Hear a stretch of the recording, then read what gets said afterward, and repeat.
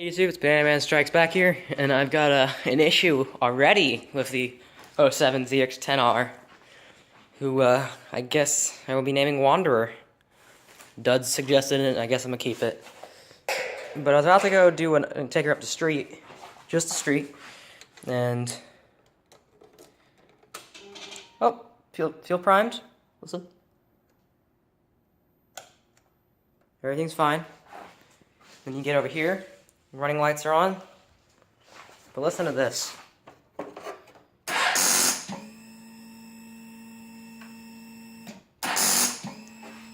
All the lights shut off when I press it. Listen to that noise. It's coming from right underneath the tank, kinda. So, I don't know what that is. The battery is new and fully charged. I had it once, started like 2 times, and it was hesitant to start the first time. Hesitant the second time. The second time I ran it for 25 minutes, no problem. But now she's just making that clicking noise and will not start.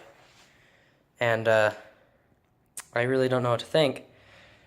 So if y'all have any idea on what to do with the ZX10 and what the issue could be, because I'm getting starter, I'm getting dead battery, but it can't be a dead battery. And I'm worried about a rectifier or some shit like that, because these rectifiers go out in these bikes and they're expensive as fuck. So if y'all have got any idea on what to do, this bike's a relatively low mile bike. Let me see if I can find the mileage. Yeah, only 25,000 on the clock. And like all the lights will shut off and shit. So if y'all know what's up, please tell me. Alright, this is Banana Man Strikes Back. Out.